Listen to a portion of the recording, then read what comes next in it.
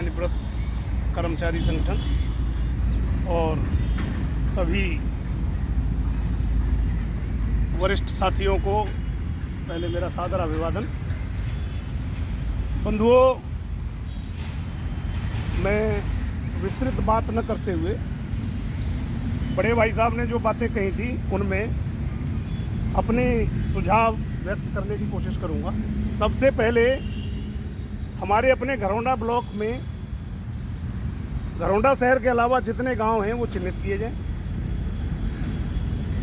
चिन्हित करने के उपरांत प्रत्येक गांव में सेवानिवृत्त कर्मचारियों की जो संख्या है विध नाम लिखी जाए। और जब हम पूरे ब्लॉक का इस तरह से गणना चक्र तैयार कर लेंगे, यानी गणना कर लेंगे ब्लॉक में हमारे कितने गांव हैं और उन गांवों में कितने सेवानिवृत्त कर्मचारी हैं, तत्पश्चात उनमें से जिन 111 की मेंबरशिप हमने ली है पिछले ब्लॉक ईयर में, उनको हम पीछे रख देंगे और जिनकी नहीं हुई है उनमें से उनको सूचीबद्ध और क्रमबद्ध तरीके से सर्किल वाइज जिस एरिया में पढ़ते हैं वहाँ जाके हम ये मेंबरशिप का कार्यक्रम प्रारंभ कर देंगे। उनमें दो बातें होंगी। एक ये महिलाओं को जोड़ने वाले जो प्रसंग था भाई का, उसकी भी हमारी प्रतिपूर्ति होगी, क्योंकि महिलाएं भी चिन्हित हो जाएंगी, कौन कौन महिलाएं और कौन कौन ऐसी महिलाएं जो सक्रियता से संगठन के साथ चल सकती हैं। सभी तो नहीं चलती हैं, पहले भी नहीं चलती हैं। भाई साहब का मुझसे बहुत लंबा अनुभव है, लेकिन मेरा भी थोड़ा अनुभव संगठन का है 5-10 साल का।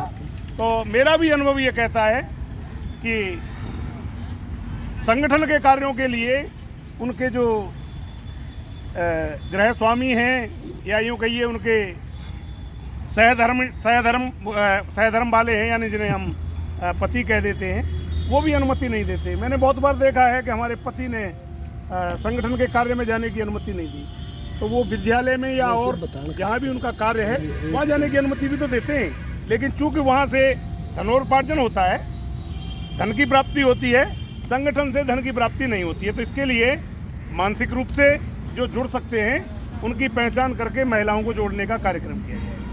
एक तो ये है, दूसरा उससे मेंबरशिप का भी सिस्टम बनेगा। जब हम मेंबरशिप करेंगे तो पहले उन लोगों की मेंबरशिप ले लेंगे, जैसे ही शुरू करेंगे पहले उनकी ले लेंगे जिनकी मेंबरशिप नहीं हुई है। हालांकि मेंबरशिप तो सभी की करनी है, चाहे वो 111 हैं चाहे कम हैं, जितने भी लोगों की मेंबरशिप होगी, मेंबरशिप तो होनी है इस ईयर की 3 साल की जो अपना कार्यकाल है। दूसरा ये है कि संगठन को मजबूती मेंबरशिप के बाद ही मिलेगी, ये बिल्कुल कटु सत्य है।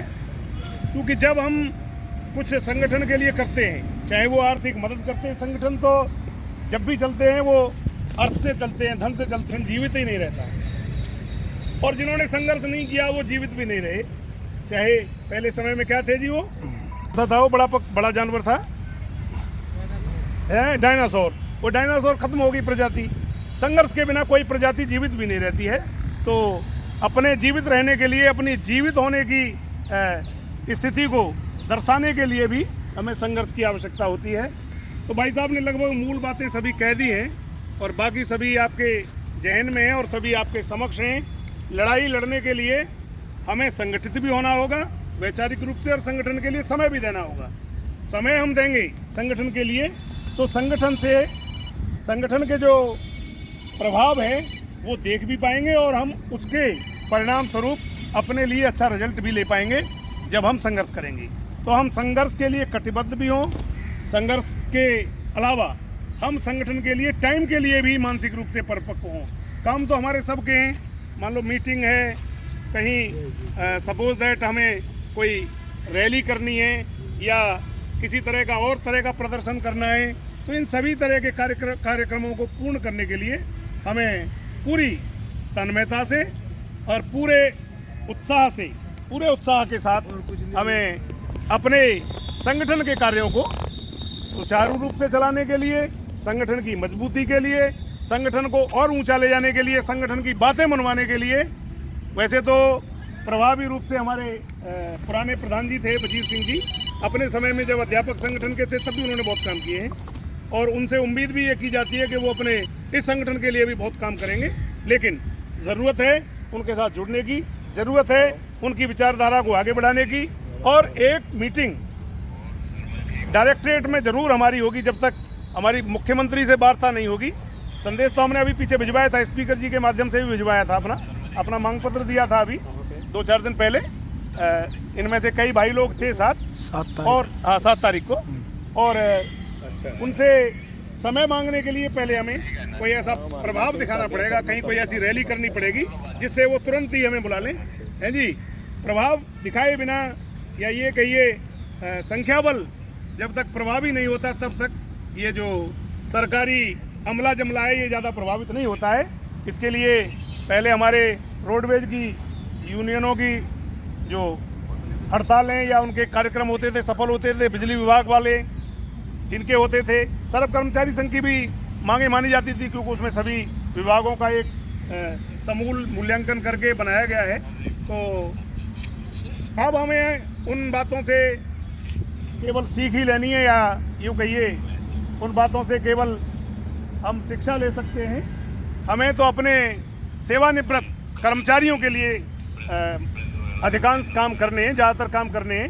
ठीक है, हमारे जो छोटे हैं, जो सेवारत हैं या जो सेवा में हैं, उनकी मांगे भी समय समय पर उठानी चाहिए। उनकी मांगे भी रखते हैं और रखी भी हैं पीछे, अभी भी जो हमने मांग पत्र दिया है उसमें भी रखी है, और आगे भी ये कार्यक्रम चलता रहेगा।